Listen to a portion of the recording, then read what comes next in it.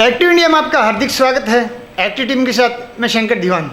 जैसा कि आप जानते हो, हम ग्राउंड रिपोर्टिंग करते हैं और आज हम पहुंचे हैं शादनगर में, दिल्ली का एरिया है। और आज आपकी मुलाकात हम कराएंगे भाई विनोद से। आम आदमी पार्टी के पार्लियामेंट विधानसभा के उपाध्यक्ष थे। 25 साल से राजनीति में, पहले कांग्रेस में थे, उसके बाद जो अन्ना हजारे आंदोलन हुआ 2014-15 में, वहाँ से आम आदमी पार्टी को ज्वाइन किया। उस आंदोलन से निकले हुए हैं और एक मुखर विचार के व्यक्ति हैं। और जहाँ पार्लियामेंट एरिया के साथ में जो शादनगर है, उसमें काफ़ी अच्छी एक उनकी जो इमेज है।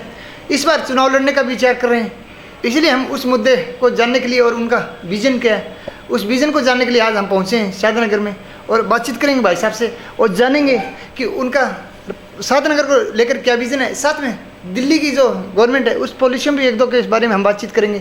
लेकिन जो आज हमारा मेन टारगेट है, एक छोटे एरिया में जो एमसीडी का चुनाव होता है उस पर हम बातचीत करेंगे, जिससे कि जो आम मर्रा की ज़िंदगी होती है, जैसे कि आपकी सफाई है, शिक्षा है, रोज़गार है, महंगाई है, ये सब इसके अंदर आ जाते हैं। तो उसी बारे में हम बातचीत करेंगे भाई विनोद कुमार से। सर नमस्कार। जैसा कि हमने देखा, आपका 25 साल से राजनीति में काफ़ी अच्छा आपका अनुभव है। पार्लियामेंट विधानसभा से उपाध्यक्ष हो, राजनीति को आपने काफ़ी गहराई से देखा और इस बार एमसीडी का चुनाव भी लड़ने जा रहे हो।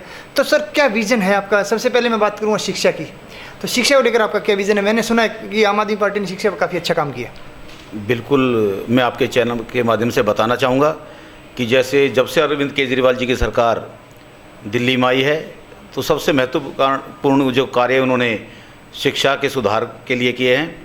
आप आज पार्लियामेंट विधानसभा में 8 स्कूल हैं और सभी की बिल्डिंग आप जाकर देख सकते हैं कि विश्व स्तरीय बिल्डिंग पार्लियामेंट विधानसभा ही नहीं बल्कि पूरी दिल्ली में माननीय अरविंद केजरीवाल जी के नेतृत्व में माननीय मुख्यमंत्री डिप्टी सीएम हमारे जो हैं शिक्षा मंत्री भी हैं मनीष सिसोदिया जी ने बनाई है।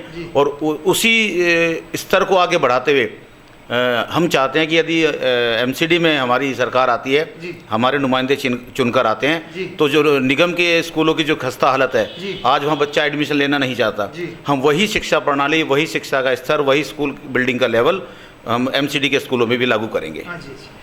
दूसरा सर, आपसे हमने थोड़ा सा जाना ऑफलाइन कैमरे में, पानी की समस्या काफ़ी हद तक ठीक हुई है। साथ में अभी कुछ जगह पे आपने बताया कि टैंकर से पानी आ रहा है, तो उसके ऊपर भी आपने एक विचार किया होगा। आपकी जो मैनिंग प्लान है उसके अंदर कुछ ऐड किया होगा पानी का? देखिए, जब से हमारी सरकार आई है, जब हमारी सरकार दिल्ली में नहीं थी, कांग्रेस की सरकार थी, उससे बीच में भाजपा की भी रही, उस समय पानी का हाल अब पूरे हम ही नहीं पूरी दिल्ली में बेहाल थे लोग। हमारी सरकार आने के बाद पानी में बिल्कुल सुधार हुआ है। जैसे हमारी सरकार आई 90% एरिया में हमारा पानी पहुंच चुका था। लेकिन अभी कुछ पड़ोसी राज्य से हम पानी लेते हैं, हरियाणा से। हम दिल्ली का अपना पानी का अपना कोई स्रोत नहीं है, हम हरियाणा पर डिपेंड हैं। अब वहाँ भारतीय जनता पार्टी की सरकार बैठी हुई है, जब चाहे वहाँ से पानी का जो दिल्ली को सप्लाई होता है उसकी मात्रा कम कर देती है और लोग परेशान होते हैं। और अभी समय समय पर दिल्ली सरकार काम कर रही है। अभी हमारा कमांड टैंक यहाँ द्वारका में बन रहा है। आने वाले समय में हर घर में, जैसे हम लाइट जलाते हैं ना, हमें जब लाइट चाहिए जलाओ और जब नहीं चाहिए बुझाओ, ऐसा लगभग 2.5 साल का समय हमारे को लगेगा और पानी हर घर में टूटी में आएगा, रेगुलर 24 आवर्स। तो उस प्लान जो प्लान बनाया है उसका भी सेम ही रहेगा कि 700 लीटर फ्री, या उसमें कुछ और आपने सुधार करने की सोची है? वो हमारी सरकार में जो बैठे हैं वो करेंगे इस बारे में फैसला। अभी तक उसमें फैसला नहीं है कोई। ओके, दूसरा बात करूं मैं गलियों की सफाई की। तो एमसीडी आजकल मैं देख रहा हूं कि नई सीवर लाइनें तो डल गई हैं, लेकिन आप बोल रहे हो जैसे कि सफाई का थोड़ा सा इसमें सुधार की जा सकता है। तो आपका विजन शायद एमसीडी चुनाव यदि आप जीतते हो तो इसमें जो सफाई के लिए क्या आपका प्लान है? देखिए, 15 साल से नगर निगम में भारतीय जनता पार्टी की सरकार है और दिल्ली एक कूड़े का शहर बन गया है। आप विश्व स्तरीय मानकों पर देखते हैं तो दिल्ली सबसे खराब स्थिति में आता है सफाई व्यवस्था को लेकर। यदि निगम में हमारे लोग आते हैं चुन करके, तो सबसे पहले हम सफाई व्यवस्था पर ध्यान देंगे। आज हर गली में आप जाकर देखें कि कूड़े का ढेर है। दिल्ली में 3 कूड़े के पहाड़ भी हैं, जिनकी चर्चा हमारे विधायक, हमारे मुख्यमंत्री अक्सर करते रहते हैं, लेकिन वो कूड़े का ढेर बढ़ता ही जा रहा है। हमारी सरकार अगर दिल्ली में आती है निगम में, तो सबसे पहले सफाई व्यवस्था पर ध्यान दिया जाएगा। जितने सफाई कर्मचारी यहाँ भर्ती हैं वो सभी आपको ग्राउंड पर, रोड पर नजर आएंगे। आज 25% सफाई कर्मचारी सड़कों पर काम करते हैं, 75% सरकारी घर बैठे जो कर्मचारी तनख्वाह ले रहे हैं। लेकिन हमारी सरकार आई तो हर गली में सफाई कर्मचारी मौजूद होगा, साफ़ सफाई बहुत बढ़िया होगी और जितने भी सीवरेज भरे हुए हैं इनको साफ करके खाली कराया जाएगा। सफाई के मामले में दिल्ली एक विश्वस्तरीय शहर बनेगा, ये मेरी गारंटी है। तो जैसा एक चीज़ और बताऊँ, मैं जो बिजली की बात करूँ, बिजली का बोलते हैं कि यूनिट कुछ फ्री हैं, 200 यूनिट फ्री हैं, उसके बाद बिल आता है। लेकिन हमने ये महसूस किया कि जो किराएदार हैं उनको ये फ़ायदा नहीं मिल रहा है, क्योंकि जो मालिक है वो तो लेता है 7 रुपये यूनिट का, लेकिन जो किराएदार या आम आदमी जो नॉर्मल आपको जो वोट दिए हैं और आपकी सरकार बनाई, उनको फ़ायदा नहीं पहुँच रहा है। तो आप उनको किस नज़र से देखते हैं, उनको फ़ायदा कैसे पहुँचाया जाए? देखिए, हमारी सरकार ने आते ही किराएदारों के लिए व्यवस्था की थी कि जो भी किराएदार है वो मात्र कुछ राशि भरकर, लगभग 6,000 रुपये के आसपास है, वो एरिया जो बिजली दफ्तर उसमें जाकर जमा कराए और अपने नाम का मीटर लगवा ले। अब ये मकान मालिक और किराएदार की आपसी अंडरस्टैंडिंग है कि मकान मालिक उसको ये सुविधा देना चाहता है, नहीं देना चाहता, उसमें हमारी सरकार विवश है। हमने वो सुविधा लागू कर रखी है और 80% 90% ऐसे किराएदार हैं जो इस सुविधा का लाभ उठा रहे हैं। ऐसा हुआ है, आपने बात बिल्कुल सही बोल रहे हो। कुछ किराएदार हैं, जैसे आपके माननीय मुख्यमंत्री अरविंद केजरीवाल ने भी बोला था कि 1 महीने का किराया न लो, लेकिन कुछ ने लिया था, किसी ने छोड़ भी दिया था। दूसरी बात मैं करूँ इलेक्ट्रिकल प्रदूषण की, आपको पता है एयर इंडेक्स क्वालिटी में काफ़ी सुधार हुआ है और सरकार अभी कुछ आपको इलेक्ट्रिकल बस भी लेके आई है।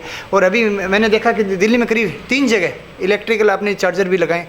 तो उसके विजन को लेके आपका अभी कुछ आपकी दिमाग में है कि जैसे कि उसमें सब्सिडी दे के लोगों को एक इलेक्ट्रिकल व्हीकल पे लेके आया जाए, ताकि इस प्रदूषण की समस्या भी हल हो, ताकि लोगों को बीमारी ना हो? बिल्कुल, निश्चित तौर पर हमारी अरविंद केजरीवाल जी की सरकार इस विषय में काम कर रही है। और जैसे भी आपने देखा कि जो DTC में बसें, इलेक्ट्रिकल बसें आई और स्कूटर, मोटरसाइकिल, कारें भी इलेक्ट्रिक आ रही हैं और हमारी दिल्ली सरकार उनको विशेष राहत देकर, अलग से सब्सिडी देकर उनको प्रोत्साहित कर रहे हैं कि डीजल का वाहन ना लें, CNG का भी ना लें, अब इलेक्ट्रिक पर आए, क्योंकि दिल्ली में प्रदूषण की स्थिति खराब है। आप इसमें कोई बात छुपाई नहीं जा सकती, लेकिन दिन पर दिन हमारी स्थिति सुधर भी रही है। इसके लिए हमारी सरकार सब्सिडी देकर लोगों को जागरूक कर रही है कि सरकार सब्सिडी देगी, आप इलेक्ट्रिक वाहन लीजिए। तो सर, ये तो बात करी, अभी बात करते हैं लास्ट में एक छोटी सी, हम थोड़ी सी पार्टी लाइन की बात करते हैं, रोज़गार की। अभी हमने बहुत जगह बातचीत करते हैं, जो लोग उम्मीद लेके आते हैं दिल्ली में रोज़गार के लिए। आपने ठीक है, DTC हुई है, उस हर जगह में आपने रोज़गार दिए हैं कुछ हद तक, लेकिन क्या सरकार ने महंगाई और रोज़गार के ऊपर कुछ मैनिंग प्लान आपकी नज़र में है कि ऐसा करें तो ये रोज़गार की समस्या दूर हो जाए, ताकि आम आदमी को भी रोज़गार मिले? ऐसा कुछ आपका विजन, सरकार ने कुछ सोचा हो इसके बारे में? दिल्ली सरकार इस विषय पर लगातार काम कर रही है और माननीय हमारे श्रम मंत्री इस विषय पर लगातार जितने भी हमारे रोजगार कार्यालय हैं उनका दौरा करते रहते हैं। इसी क्रम में अभी जो हमने सिविल डिफेंस की जो भर्ती की थी, उसमें लाखों बच्चों को फ़ायदा हुआ है, लाखों लोगों को फ़ायदा हुआ है, चाहे वो उनकी ड्यूटी हॉस्पिटल्स में लगी हो, कोरोना काल में लगी हो या हॉस्पिटल्स में लगी हो।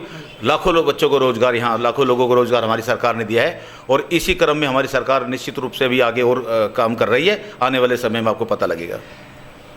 जैसा कि आप भाई विनोद से बातचीत की, शिक्षा के क्षेत्र में उन्होंने काम किया, रोजगार के क्षेत्र में वो लगातार आगे बढ़ रहे हैं। साथ में एक बात बता दूं दिल्ली की सरकार की, कि उन्होंने जो मिनिमम रोजगार गारंटी योजना थी उसमें भी काफ़ी इजाफा किया।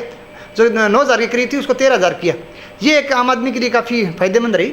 और जैसे कि भाई साहब ने बताया, शिक्षा के क्षेत्र में काम करें, रोजगार के क्षेत्र में काम करें, और सफाई के लिए जो MCD का चुनाव है, उन्होंने जो बताया कि मुद्दों की बात करें तो उन्होंने सफाई के महत्व देंगे, तो इसी मुद्दे पे भाई साहब चुनाव लड़ेंगे।